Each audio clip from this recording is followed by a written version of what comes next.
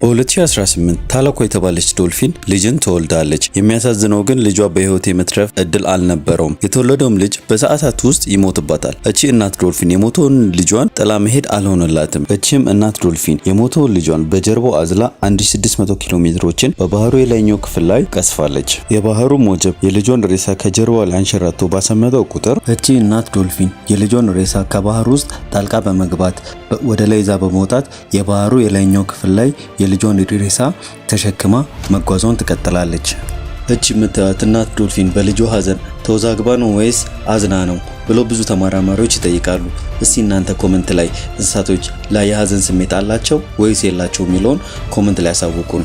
ይህን አሻንጉሊት የሚመስልና የሚያሳሳ ፍጡር ስታዩ ደስ የሚል መልካቸው ይህ እንስሳ ምን ነው በኖር ሊያስብል ይችላል። ነገር ግን ይሄ እንስሳ ካደገ በኋላ ዓለማችን ላይ ካሉ በጣም ከሚፈሩ አዳኞች መካከል አንዱን ይሆናል። ፖላር ቢር ተብሎ የሚጠራውን የዓለማችንን ግዙፍ የመሬት ላይ አዳኝ ላስተዋውቃችሁ። የበረዶማው ምድር ንጉስ። እነዚህ ድቦች የሚገኙት በበረዶ በተሸፈነው በሰሜን ዋልታ ከሆነው በቀዝቃዛው አርክቲክ ዙሪያ ሲሆን ሰውነታቸውን የወረሩት ነጭ ጸጉሮች የሚኖሩበትን በረዶማ አካባቢ መስለው ለሚያድኗቸው እንስሳቶች ሳይታዩ ማጥቃት እንዲችሉ የሚረዳቸው ሲሆን ምንም እንኳን ሰውነታቸው በነጭ ጸጉር የተሸፈነ ቢሆንም ከጸጉራቸው ስር ግን ጥቁር ቆዳ ነው ያለው። ሌሎች የድብ ዝርያዎች ከ50 እስከ 70% የሚሆነውን ጊዜ የሚመገቡት እጽዋት ቢሆንም እነዚህኞቹ ግን አብዛኛውን ጊዜ ስጋ ብቻ የሚበሉ የድብ ዝርያዎች ናቸው። እስከ 700 ኪሎ ግራም የሚመዝኑ ሲሆኑ በሁለት እግሮቻቸው ሲቆሙ ደግሞ ከ3 ሜትር በላይ ርዝማኔ አላቸው። የሚመገቡት ሲል ተብሎ የሚጠራውን በውስጥ መኖር የሚያዘወትረውን እንስሳ ሲሆን ትንፋሽ ለመውሰድ ከውስጥ ሲወጡ ጠብቀው እንደወጡ ተወርውሮ ድቦቹ እነዚህን እንስሳቶች ይይዟቸዋል። በጣም የሚገርመው ደግሞ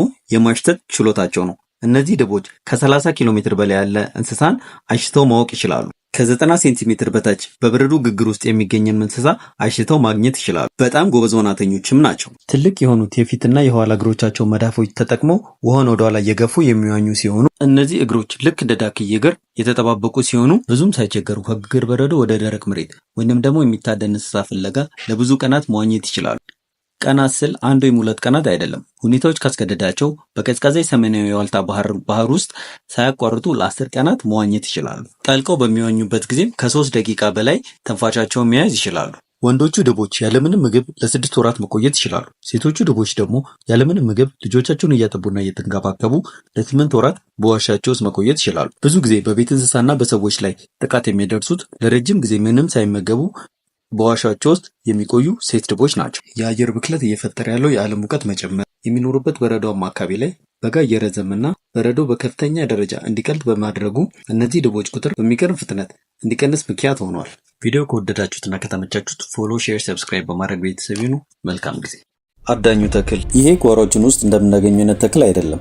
ስንዴ ተብሎ የሚጠራውን የተለየ እጽዋት ላስተዋውቃችሁ። እነዚህ ስጋን ብቻ የሚመገቡ ከ190 በላይ ዝርያ ያላቸው አዳኝ እጽዋቶች ናቸው። ለየት ያለ አስተዳደን ስልትም አላቸው። እንደ ጸጉር የወረሯቸው ቴንትክሎች ጫፍ ላይ ጣፋጭ የሆነ ጤዛ የሚመስል ፈሳሽን ያመነጫሉ። ጣፋጭ ፈሳሽ ያገኘው ብሎ ለመብላት እነዚህ እጽዋት ላይ የሚያርፍ ነፍሳት ተመልሶ አይነሳም ወይም ደግሞ አይበርም። ምክንያቱም ጤዛ የሚመስሉ ተክሎቹ ላይ የሚታዩ ጣፋጭ ፈሳሾች ከፍተኛ የሆነ የማጣበቅ ችሎታ አላቸው። ምግብ ያገኙ መስሏቸው ለሚያርፉ ነፍሳቶች እነዚህ ምግብ ሳይሆኑ ወጥመዶች ናቸው። እጽዋቶቹ ቅጠሉን በማጠፍና በመጠቅለል ተጣብቆ በመሰቃየት ላይ ያለውን ትንኝ አጥብቀው ይዙታል። ከዚያም የያዙትን ነፍሳት የሚፈጭ ወይም ደግሞ የሚያሟሟ ንጥረ ነገርን መልቀቅ ይጀምራሉ። ካደኑ ነፍሳት ውስጥ እንደ ፎስፈረስና ናይትሮጅን ያሉ ንጥረ ነገሮችን መጠጥ አድርገው ወደ ራሳቸው ይወስዳሉ። ኃይልን የሚሰጣቸውን ውሃ ከመሬት ውስጥ መምጠጥ ቢችሉም የእነዚህ እጽዋቶች ስሮች ግን እንደ ናይትሮጅን ያሉ ቅጠሎቻቸውን የሚያሰፋ ንጥረ ነገሮች አይችሉም። ስሮቻቸው ከመሬት ውስጥ የማይስቧቸውን ንጥረ ነገሮችን ማግኘት የሚችሉበትን እጽዋቶች ላይ ያልተለመደ ለየት ያለ መንገድ ተጠቅመው በእድገታቸው ላይ ጥቅም ያላቸውን ነገሮች ከአፈር ውስጥ ከመምጠጥ ይልቅ እንደ እንቁራሪት ትንኞችን በማደን ስጋን እየበሉ የሚያስፈልጋቸውን ጠቃሚ የሆነ ንጥረ ነገሮችን እነዚህ እጽዋቶች ይወስዳሉ። ቪዲዮን ከወደዳችሁት ላይክ፣ ሰብስክራይብ፣ ፎሎ በማድረግ ቤተሰብ ይሁኑ። መልካም ጊዜ። ይሄ ዓለማችን ላይ አሉ ከተባሉ አደገኛ እባቦች መካከል አንደኛው ነው። ብላክ ማምባ ተብሎ የሚጠራውን ገዳይ የእባብ ዝርያ ላስተዋውቃችሁ። ጥቁሩ ሞት። ብላክ ማምባ የሚባሉት አደገኛ የሆነ የእባብ ዝርያ ያላቸው ኤላፕዲ የሚባል ዝርያ ውስጥ የሚመደቡ ከሳራ በታች ከሚገኙ የአፍሪካ ሀገራት ውስጥ የሚገኝ የእባብ ዝርያ አይነት ነው። አፋቸው ውስጡ ጥቁር ከመሆኑ የተነሳ ነው ሰዎች ብላክ ማምባ የሚለውን ስያሜ ሰጧቸው።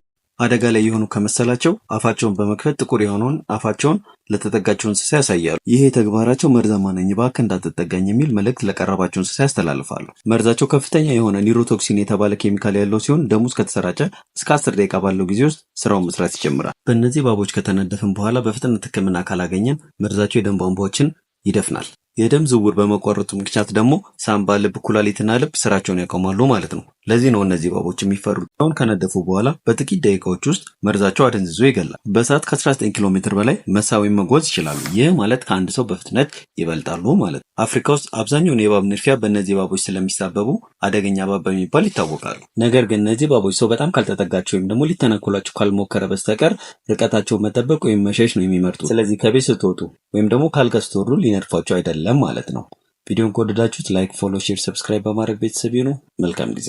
በዓለም አቀፍ ደረጃ እውቅናን ካገኙ ሰዎች መካከል አንደኛ የሆነውን ስታንዳፕ ኮሜዲያን አክተር እና ፕሮዲውሰር የሆነውን ኬቪን ሃርትን በአጭሩ እናስተዋውቃችኋለን። አብራችሁን ቆዩ። ኮሜዲያን መሆን እንደምፈልግ ለዛም ደግሞ ተመልካች ማፍራትና መታየት ስላለብኝ በየመጠጥ ቤቶች እየዞርኩ ስራዎችን ማቅረብ እንዳለብኝ ለእናቴ ነገርኳት። ኮሜዲያን ነው መሆን የምትፈልገው አለች። እንደዛ ከሆነ 1 ዓመት እሰጥሃለሁ። የ1 ዓመት የቤት ኪራይ ወጪን እሸፍንልሃለሁ። አንተ ብቻ ህልም ላይ ትኩረት አድርግ። ነገር ግን 1 ዓመት ብቻ ነው የምሰጥህ አለች። ተከራይቼ እየኖርኩኝ የቤት ኪራይ ሳትከፍልልኝ ብዙ ወራቶች ተቆጠሩ። ለእናቴ ደውዬ የቤት ኪራይ ክፈይልኝ እንጂ ስላት የሰጠው መጽሐፍ ቅዱስ ማንበብ ጀመርክ ትለኛለች። ለሱ ጊዜ የለኝም፣ የቤት ኪራይ የምከፍለው ብር የለኝም፣ ብር ላኪልኝ አልኩሽ እኮ እላታለሁ። በተደጋጋሚ ስደውላት የሰጠውን መጽሐፍ ቅዱስ ማንበብ ጀምርና ያኔ ስለ ቤት ኪራይ እናወራለን ትለኛለች። በመጨረሻም ከተከራየውበት ቤት ላይ ያስወጡኝ እንደሆነ ደውዬ ነገርኳት።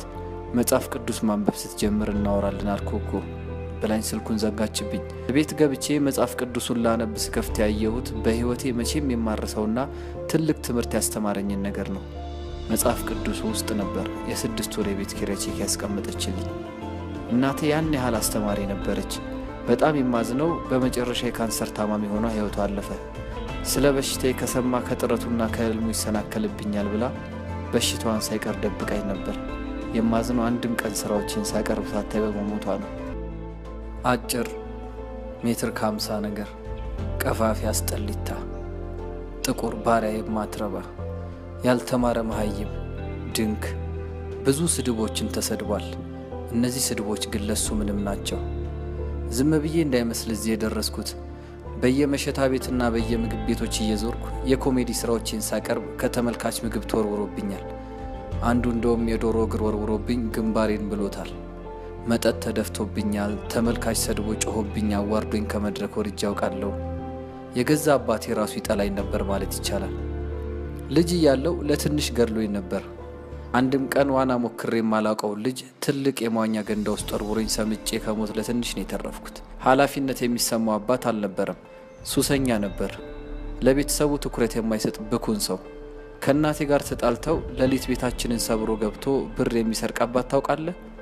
እኔ እዚህ የደረስኩት በእናቴ ብርታትና ጥንካሬ ነው። እሷ ጀግና፣ ብርቱ፣ ታታሪና ምርጥ እናት ነበረች ይላል።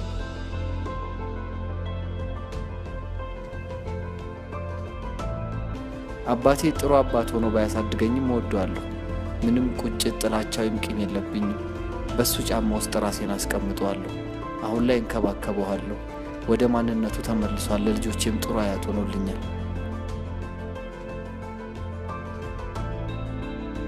ወይ የሆነ ነገር ላይ ከማንም የበለጠ ድንቁን ወይም እስከነጭራሹ ይቅርብህ በሚል የህይወት ፍልስፍና የሚመራው ኬቪን ሃርት አማራጭ የለኝም፣ ምንም ማድረግ አልቻልኩም እያሉ የሚያላዝኑና ጨለማ ውስጥ የሚኖሩ ሰዎች ያስጠሉኛል ይላል።